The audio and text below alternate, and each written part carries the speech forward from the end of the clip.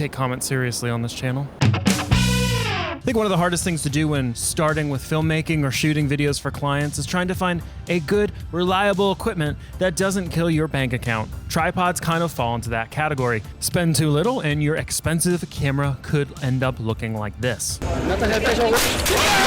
Or you could spend all of your money on an expensive one like this, but who wants the anxiety of checking a $3,000 tripod on a flight, especially when considering how everyone seems to be losing their bags these days. Tonight, turbulence before takeoff as travelers across the world start to notice that summer travel this year comes with some baggage. The middle areas we find ourselves with this new tripod from Smallrig. At a price of $159, it's affordable for beginners, but also a good option for those who travel quite a bit and need something a bit larger, but still light enough to make sense to travel with. Special thanks to Smallrig for sending us their new tripod, the AD-01, which just happens to be around the same height I am, at around 73 inches. And yes, this video is sponsored. Looks like a cellar. This tripod actually comes with a super nice bag with a little pocket inside to store the panhandle. It weighs only about 8.8 pounds and has a load capacity of 17.6 pounds, which is more than enough, unless you're trying to put the abandoned DALSA Origin camera on this tripod. But I can comfortably put my Ursa G2 fully built out and have no issues at all with it. For travel, it does store nicely in the bag. It's a bit long at around 3 feet, so to fit it in a bag for travel, you'll need a bigger bag like this one that I have, which if you're interested in some decent bags to get all of your equipment around in, if you like to travel like I do, these 3-wheeled rolling duffel bags are not the worst. They last for about 10 trips, but are super easy to deal with and are great for storing tripods, smaller Pelican cases, and lights in their soft cases. It also is right below the size for oversized baggage on airlines, at least in the US. But I linked that below if you're interested. I've already brought this tripod on about 5 trips around the US and have had no issues with durability of the legs. The legs are a bit light, but at the end of the day, it makes it easier to travel with if you're looking to keep the weight down. And that's something you can see here, that at the full height, you can move the legs a little bit. So probably not the best idea in high wind situations to use this tripod if you're trying to film time lapses.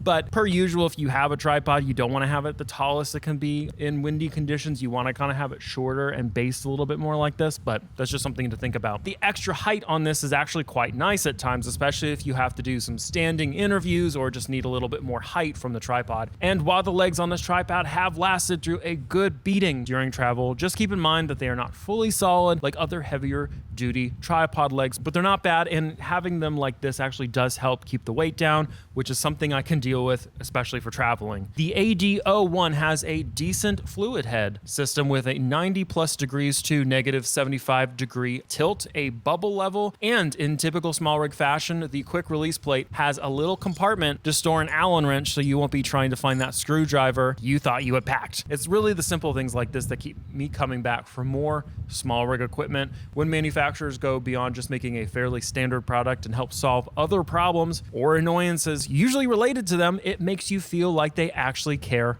on some level. And I know it's just an Allen wrench and a quick release plate, but they do this for all of their products. And it really speaks to why Smallrig is continuing to grow in popularity in the freelancer community. So who is this tripod for?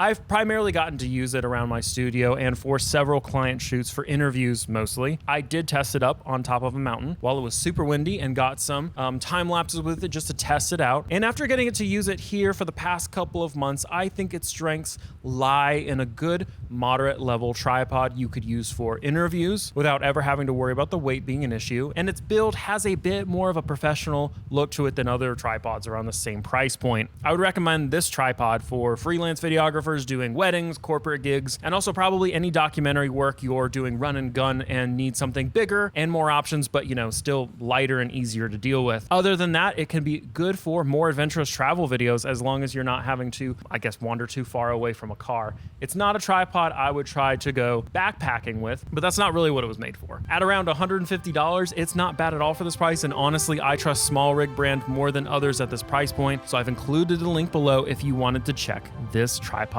out. But if you're a camera nerd too, be sure to check out this video on the first 4K camera ever made, the DALSA Origin.